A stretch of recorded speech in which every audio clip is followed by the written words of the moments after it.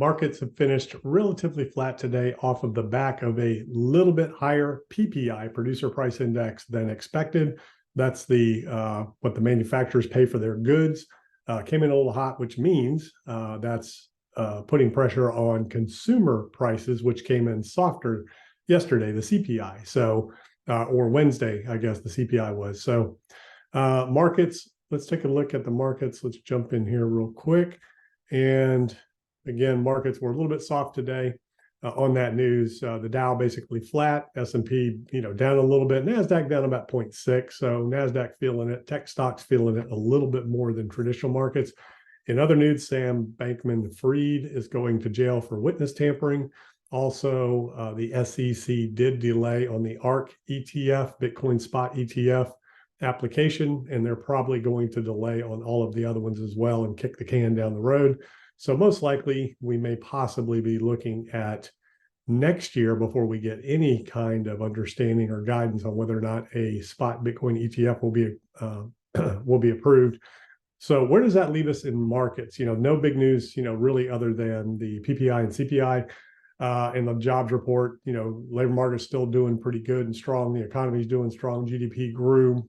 Prices are coming down. We're seeing disinflation, which we still have inflation, but the rate of inflation is coming down, and with a potential to spike a little bit because food is still high. Energy costs are going up a little bit. We're coming into the fall season and winter season where energy prices could spike a little bit. So the inflation battle has not been won necessarily, and we have to be mindful of the 70s, mid 70s going into the early 80s when inflation peaked in between 74 and 75. Inflation peaked and it came back down, and then it peaked again in the early 80s. So Chair Powell has that clearly on his radar and in his mind. So let's go ahead and jump in and take a look at the markets, and I'll show you something I'm looking at that's very interesting. Let's go back to 2009 because the question is the bear market rally over, and are we going to go back and maybe potentially test some lows? And with the economy being strong, with rates being as high as they are, impacting companies, consumers, banks, are we going to see a credit event? Meaning, are we going to see cracks in the credit markets where companies cannot refinance, consumers can't borrow money to keep spending, and they end up pulling back? And obviously, you have the government debt, which at some point potentially people will stop buying treasuries because they're worried about the level of the debt and the level that rates could get to, especially if the Fed hikes again. But we're only in the fives, and traditionally the fives hasn't been too terrible, other than at one point in the past, back in 2006, the Fed funds rate hit about the level we're at now. It was after Greenspan had dropped rates to record lows, and then Bernanke came back in and started raising rates because the economy was overheating in 0405. That was the peak of the housing market for the first time. So the Fed funds rate hit about 5.5% for the first time in 2006. And a couple of interesting things happened. So the economy started to slow. That put pressure on the housing market because of interest-only loans and commercial real estate. And then Greenspan was, or not Greenspan, but Bernanke had taken over the Fed after Greenspan. And Bernanke said, hey, everything's fine. This was 2007 after all the rate hikes and everything, and pressures and cracks started to emerge in the financial system. Bernanke was on record saying that we don't expect a recession. Everything's fine. That was in basically 2006 and 7 when rates peaked. Then in October of 2007, Bernanke, was on the record saying inflation was not going to be a problem, and that's when markets peaked. All three indexes peaked in October of 2007. In February 2008. So let's go to February of 2008. So here's February 2008 right here after a big sell-off. So this was, again, cracks were starting to emerge. This was about a 20% decline in the markets. And Bernanke in February 2008, right in this level here, this area here where the market started consolidating after that initial drop, said, no recession, everything's fine, just a market correction. Everybody was saying the same thing. There was no recession, there were no issues, everything's going to be fine. This is just a market correction. And markets rebounded nicely. You had a nice bear market rally or whatever you want to call it, of 13%. I don't think anybody was really calling it a bear market at that point. Technically it was, but you had a 13% rally. And then markets went to roll over. In March of 2008, we had Bear Stearns happen. That was right in this area here. Still had a rebound after Bear Stearns happened because the Fed was still saying that everything was fine. There wasn't going to be a recession. And then markets turned and rolled over when all the other banks started failing. We had the mortgage crisis emerge and things like that, all because of the Fed funds rate being raised in 2006, 2007. And then we had a real recession where jobs were lost because of the real estate industry, construction industry. A lot of jobs were being lost. And, fast forward to here, we started peaking, markets peaked in, January of 2021 to December 2021 to January 2022, depending on which index you're looking at. Markets peaked. This is when the Fed was talking about tightening. Inflation was running a little bit hot. Markets started to peel off. Then we had the Russia invasion of Ukraine. Markets went down and then bottomed out in October. And along the way, March of this year, we had the bank failure of SVB. The Fed put the BFTP program in, the bank term funding program in place. Bring the freaking paper program to the Fed, and we will pay you for your bad assets, or at least let you borrow money on 100% par value of those. So the market takes off to the races, and it's been off to the races ever since October until now.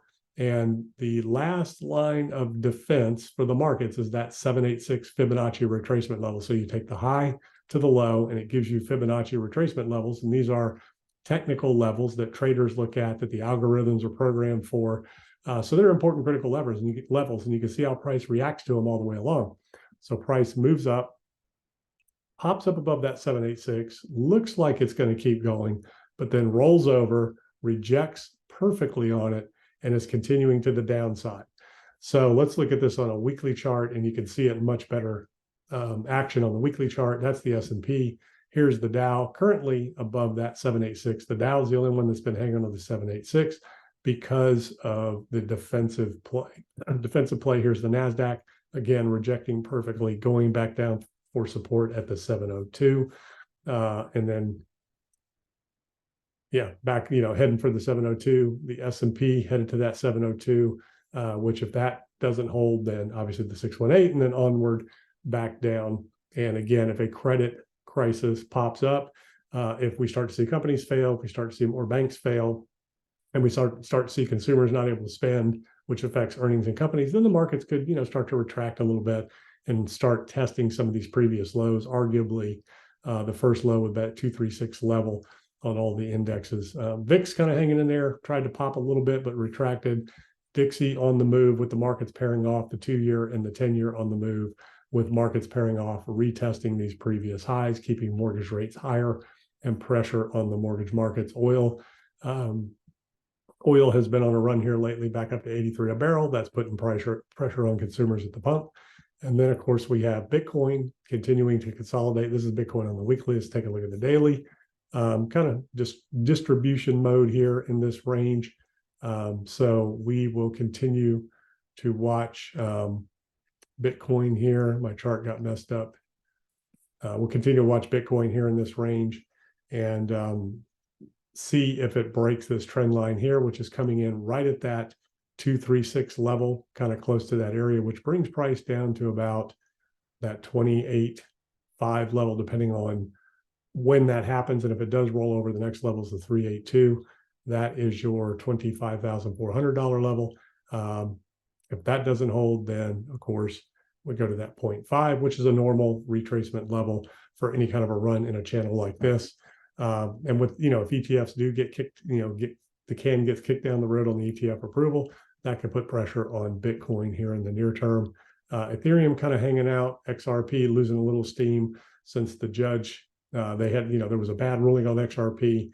This will definitely be going back for appeal, and not sure that this ruling will hold up that we saw with XRP. And then in other news, a couple of meme stocks popping up this week. Yellow Freight, the bankruptcy play. Yellow Freight files for bankruptcy. Stock drops all the way down to 46 cents on the news. Hedge funds and Reddit gets a hold of it and pumps it 971% before it ends up falling back away here, all the way up to almost, yeah, $5. And then WeWork, same thing. WeWork announced that they may have to file bankruptcy. Stock drops all the way down to 12 cents yesterday. It had jumped 157% up to 32 cents, has now retreated and closed the day down a little bit at 20 cents. So interesting price action to watch. We've seen these companies that are filing for or potentially going bankrupt, becoming meme stocks. And, when a stock is 11, 12, 13 cents, it doesn't take a whole lot of money to move them and drive those prices. So these are the things I'm looking at, and I'll see you on the next video.